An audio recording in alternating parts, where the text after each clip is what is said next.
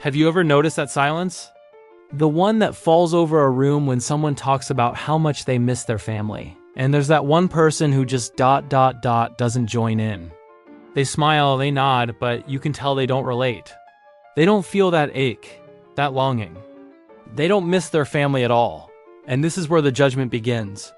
Society tells us that everyone should feel connected to their family, that longing for home is a universal emotion. But what if the truth is far more complex? What if the people who don't miss their family aren't cold or ungrateful, but are operating under a completely different emotional logic? Today, we're diving deep into the raw truth about people who don't miss their family. And trust me, once you understand this psychological reality, you'll never look at them the same way again. So buckle up, because what you're about to hear might challenge your assumptions about love, loyalty, and what family really means. Let us start with a secret that millions of people carry, but almost no one says out loud. Not everyone feels emotionally connected to their family. Some feel nothing at all. Some feel neutral. Some feel relieved when they're away. And some feel safer far from the people who raised them.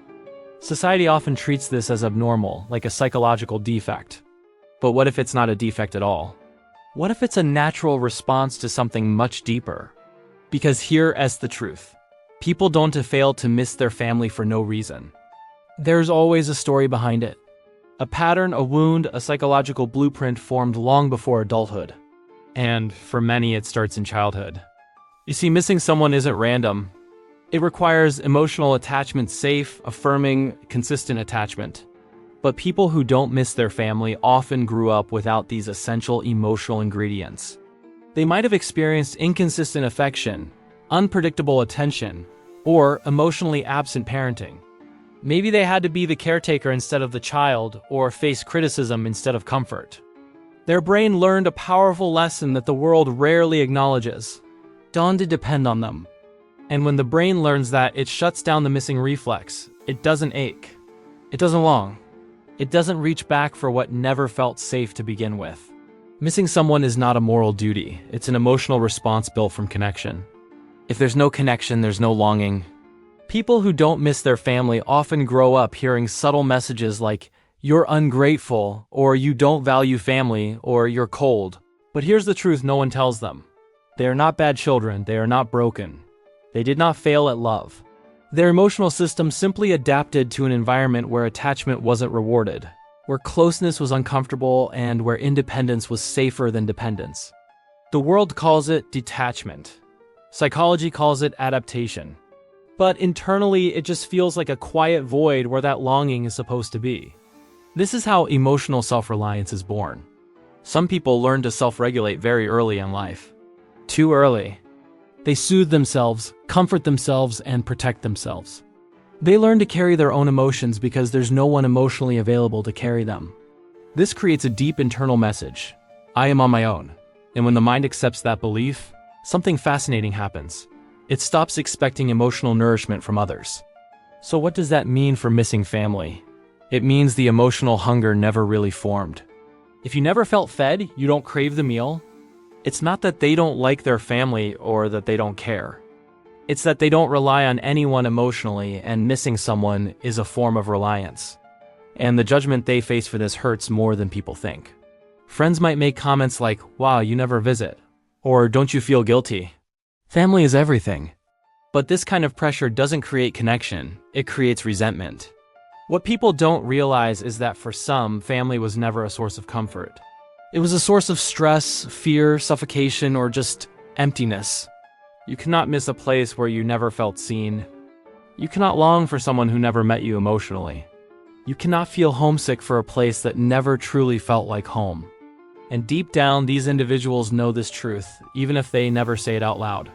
For many people who don't miss their family, the word family is purely biological. It's not emotional, not symbolic.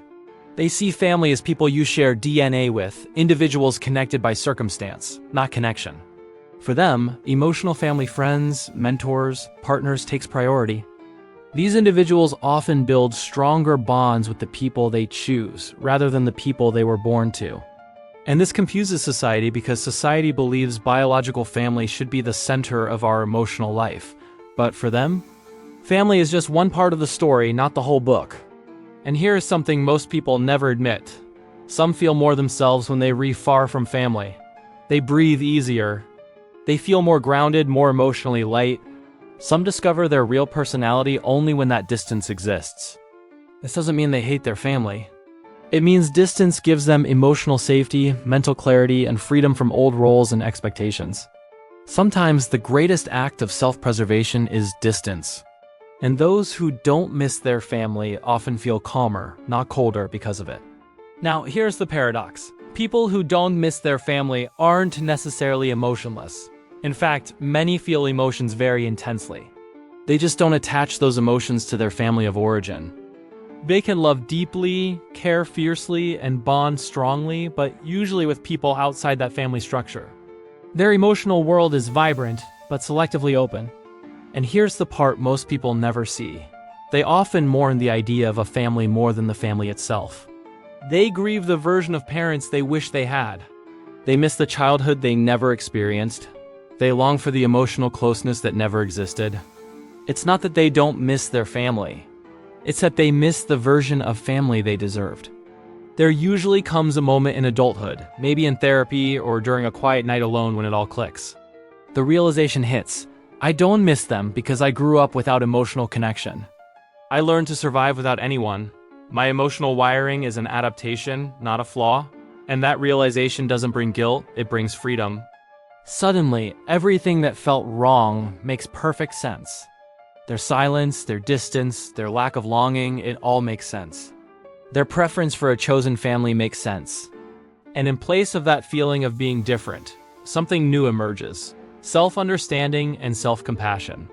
They finally understand that their emotional system didn't fail, it protected them. So here it is, the full, unfiltered truth. People who don't miss their family are not cold. They are not broken. They are not ungrateful. They are emotionally self-sufficient. They are survivors of inconsistent connection. They are people who adapted to a lack of emotional safety. They are individuals who built their emotional home inside themselves. And that is not a flaw. It is resilience. Because missing someone requires dependence, and dependence requires trust, and trust requires safety, and safety requires connection. If those pieces never existed, the feeling of missing someone simply cannot appear. It's not personal. It's neurological. It's adaptive. It's human. So the next time you meet someone who doesn't miss their family, don't judge them. Don't assume. Don't shame them. Instead, understand that their emotional world was shaped not by an absence of love, but by an absence of emotional safety. And if you are that person, if you re the one who doesn't miss your family, then hear this clearly. There is nothing wrong with you.